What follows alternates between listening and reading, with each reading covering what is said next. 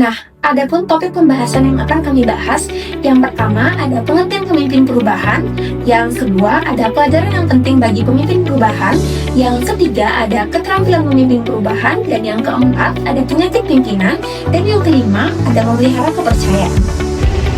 Yang pertama ada pengertian pemimpin. Jadi pemimpin itu adalah individu yang mampu mengarahkan, mengkoordinasikan, dan mempengaruhi orang lain untuk bekerja sama mencapai tujuan organisasi. Ia berperan sebagai teladan, motivator, serta pengarah dalam setiap proses kerja. Jadi selanjutnya ada pengertian perubahan. Jadi di sini perubahan adalah peralihan dari kondisi lama menuju keadaan yang lebih baik, mencakup pergeseran pola pikir, perilaku, dan cara kerja. Perubahan positif itu mendorong munculnya ide, kreativitas, dan inovasi demi tercapainya tujuan. Selanjutnya ada pengertian pemimpin perubahan. Yang pertama, menurut Freska yaitu tahun 2017 itu menyatakan bahwa pemimpin perubahan adalah individu yang aktif mengelola dan mendorong terjadinya perubahan positif, mampu mengenali masalah, merancang solusi, serta memotivasi anggota organisasi untuk mendukung transformasi. Yang kedua, menurut Mangun Jaya tahun 2022 menyatakan bahwa pemimpin perubahan atau agent of change adalah seseorang yang mampu melakukan perubahan termasuk pada dirinya sendiri dan berperan membawa perubahan di dalam organisasi. Baik, selanjutnya ada pelajaran yang penting bagi pemimpin perubahan. Yang pertama ada menciptakan hubungan kerja yang efektif. Jadi pemimpin ini harus menghargai bawahan, berempati, dan bersikap tulus agar tercipta komunikasi yang harmonis dan lingkungan kerja yang memberdayakan. Yang kedua ada menggeser fungsi manajer. Dalam perubahan, manajer berperan mendukung dan memenuhi kebutuhan bawahannya, bukan sekedar memberi perintah. Yang ketiga ada memimpin dengan contoh. Jadi pemimpin ini harus dapat dipercaya, berani mengambil risiko, bekerja keras, jujur, menumbuhkan kepercayaan, dan memberi visi yang menginspirasi. Selanjutnya ada mempengaruhi orang lain. Jadi pemimpin ini perlu tahu kapan, siapa, dan bagaimana cara memengaruhi orang sesuai situasi. Selanjutnya ada mengembangkan teamwork. Jadi melalui komunikasi dan saling percaya, kerja sama tim dapat tumbuh dan memperkuat organisasi. Selanjutnya ada melibatkan bawahan dalam keputusan. Jadi melibatkan bawahan itu akan menumbuhkan rasa memiliki dan tanggung jawab terhadap hasil keputusan. Dan yang terakhir ada menjadikan pemberdayaan sebagai way of life. Jadi pemberdayaan yang alami akan menciptakan suasana kerja yang terbuka, produktif, dan efisien dengan karyawan yang lebih termotivasi. Selanjutnya ada keterampilan memimpin perubahan. Jadi pemimpin perubahan ini memerlukan keterampilan khusus untuk mengarahkan organisasi menuju transformasi yang berkelanjutan. Menurut Wibowo tahun 2006 itu menyatakan bahwa kunci dalam mengawasi perubahan meliputi yang pertama ada imajinasi untuk berinovasi. Jadi untuk mendorong inovasi, pemimpin yang efektif ini harus mampu mengembangkan konsep baru, gagasan, model, dan aplikasi teknologi yang menetapkan organisasi tersendiri. Yang kedua ada profesionalisme untuk meningkatkan kinerja. Jadi pemimpin ini harus mengusahakan kompetensi pribadi dan organisasi didukung oleh pelatihan dan pengembangan tenaga kerja untuk melaksanakan tugas dengan sempurna dan memberikan nilai pada pelanggan. Yang ketiga ada keterbukaan untuk berkolaborasi. Jadi pemimpin ini akan membuat hubungan dengan mitra yang dapat memperluas pencapaian organisasi, meningkatkan posisi tawar, atau meningkatkan semangat kerjanya. Selanjutnya ada ciri pemimpin perubahan yang efektif. Yang pertama, mampu mewujudkan visi perubahan menjadi nyata. Yang kedua, menyeimbangkan disiplin berpikir dan keterbukaan terhadap kejutan. Yang ketiga, visioner, berintegritas tinggi dan mampu mempunyai budaya belajar jangka panjang.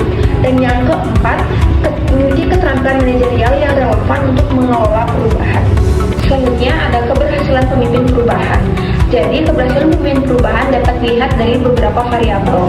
Yang pertama ada variabel personal history, yaitu menunjuk pada kemampuan dirinya yang diketahui atau dimiliki sejak lahir, pengalaman di masa kecil, dan pengalaman pendidikan yang diperoleh serta pengalaman kerja. Yang kedua ada competitive drive, yaitu menunjuk pada penentuan standar dirinya dalam mencapai tingkat persaingan dengan pihak lain sehingga dapat dijadikan acuan untuk melakukan tindakan sesuai dengan keinginan. Yang ketiga itu ada lifelong learning, yaitu menunjuk pada kemampuan pemimpin untuk mau dan mampu melakukan pembelajaran sepanjang hayatnya. Untuk melalui pembelajaran tersebut, pemimpin perubahan diharapkan dan termotivasi untuk menemukan keinginan mencari tantangan baru. Yang keempat ada ability and skill, yaitu menunjuk pada pengetahuan atau keterampilan kepemimpinan yang relevan untuk membawa perubahan.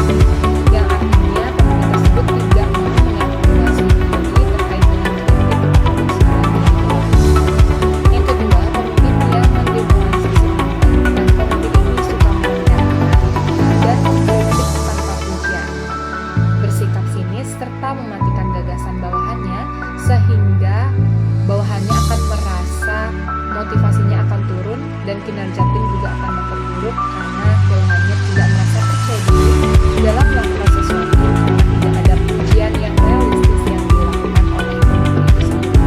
Yang ketiga, pemimpin yang mempraktikkan favoritisme.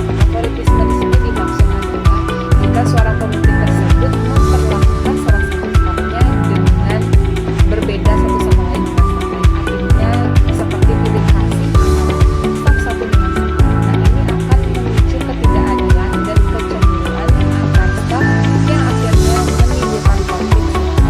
Selanjutnya ada pemimpin yang mengintimidasi orang lain. Nah, pemimpin yang menyalahgunakan kekuasaannya ini akan menciptakan lingkungan kerja yang menekan dan menakutkan.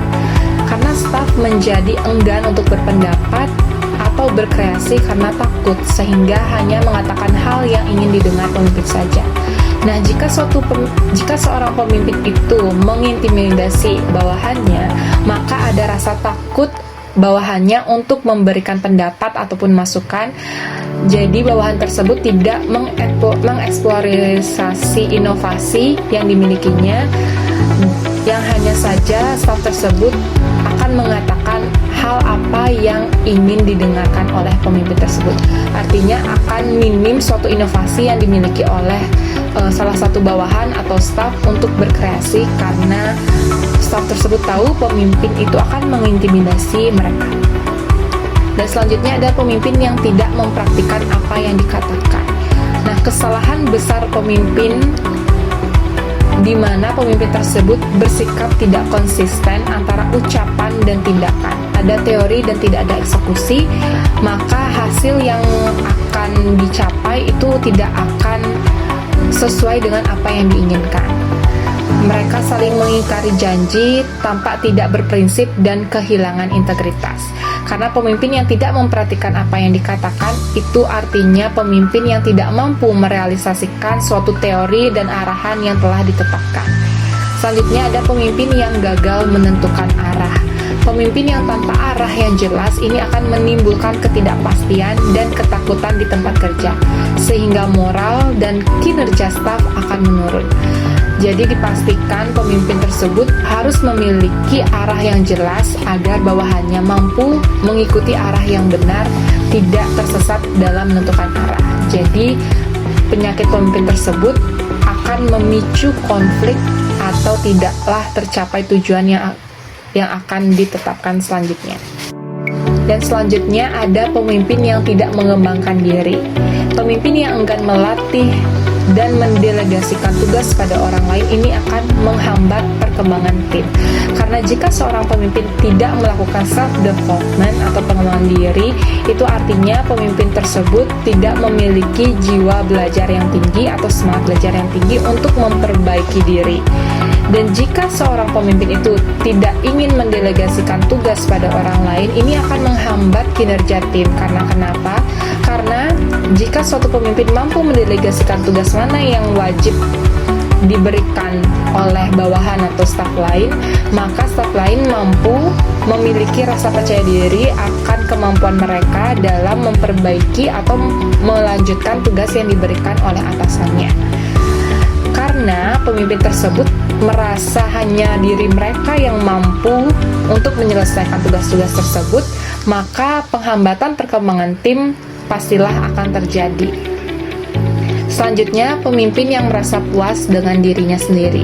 Nah, pemimpin yang merasa puas ini cenderung berhenti untuk berkembang karena mereka merasa mereka sudah memiliki segalanya, mereka sudah memiliki kemampuan seutuhnya yang tidak perlu dipelajari lagi. Mereka tidak berpikir bahwasanya beradaptasi di zaman sekarang itu penting karena mereka sudah merasa puas akan kemampuan dan keahlian mereka. Mereka tidak memanfaatkan pengetahuan dan potensi yang akan datang selanjutnya. Selanjutnya ada memelihara kepercayaan. Memelihara kepercayaan dalam manajemen perubahan menjadi faktor kunci keberhasilan perubahan organisasi karena mempererat hubungan pemimpin dan anggota. Ini akan menciptakan lingkungan terbuka serta mencegah resistensi dan penurunan komitmen. Jadi jika suatu organisasi itu memelihara kepercayaannya dengan baik, maka akan menjaga komitmen dan adanya rasa aman. Kepercayaan dalam organisasi yang berubah. Kepercayaan organisasi bukan sekadar keyakinan akan pemenuhan janji, tetapi juga keyakinan terhadap integritas, keadilan, dan konsistensi pimpinan serta anggotanya. Memelihara kepercayaan berarti menjaga keyakinan tersebut agar tetap kuat di tengah proses perubahan. Kepercayaan dalam organisasi yang berubah ini akan mengurangi resistensi dengan menciptakan rasa aman dan kesiapan beradaptasi, meningkatkan komitmen karyawan terhadap proses perubahan dan mendorong komunikasi terbuka dan memperjelas arah perubahan sehingga mempercepat penerimaan dan pelaksanaannya. Adapun strategi memelihara kepercayaan yang pertama, transparansi dan komunikasi yang jelas. Jika informasi tentang alasan, manfaat, dan dampak perubahan harus disampaikan terbuka, ini akan memperkuat kepercayaan satu sama lain. Jika ada komunikasi yang jelas, tidak akan ada miskomunikasi yang akan menimbulkan konflik satu sama lain. Yang kedua, konsistensi dan integritas pimpinan. Pimpinan ini perlu menunjukkan tindakan yang selaras dengan nilai organisasi agar kredibilitas dan kepercayaan itu akan tetap terjaga. Yang ketiga, melibatkan karyawan dalam proses perubahan. Kita tahu bahwa partisipasi karyawan akan meningkat rasa memiliki, ini akan memperkuat kepercayaannya terhadap organisasi. Karena karyawan tersebut merasa mereka mampu dalam berproses untuk mencapai suatu tujuan bersama, maka akan timbul rasa percaya diri mereka untuk terus berinovasi dan beradaptasi untuk meningkatkan dan mencapai tujuan bersama. Yang keempat, memberikan dukungan dan pemberdayaan. Strategi memelihara kepercayaan dengan memberikan dukungan selama proses perubahan ini akan memperkuat hubungan antar kepemimpinan dan kepercayaan organisasi. Karena jika kita mendapatkan dukungan support system satu sama lain di dalam satu organisasi, ini akan menimbulkan rasa aman untuk mencapai suatu tujuan bersama agar menikmati hasil yang sesuai harapan. Baik, kesimpulan yang dapat kami sampaikan adalah bahwa kepemimpinan yang baik akan berhasil jika seorang pemimpin itu mampu memberikan contoh dan teladan bagi karyawannya, tidak memiliki penyakit pemimpin yang selalu mementingkan diri sendiri di antara kepentingan kelompok. Dan yang pastinya, suatu keberhasilan perusahaan akan tercapai jika pemimpin mampu memberikan komunikasi yang jelas dua arah dengan anggotanya, memberikan motivasi yang akan meningkatkan kinerja timnya, dan yang pastinya selalu memperhatikan pengembangan karyawannya. Ini akan menciptakan keberhasilan perusahaan yang diimpikan.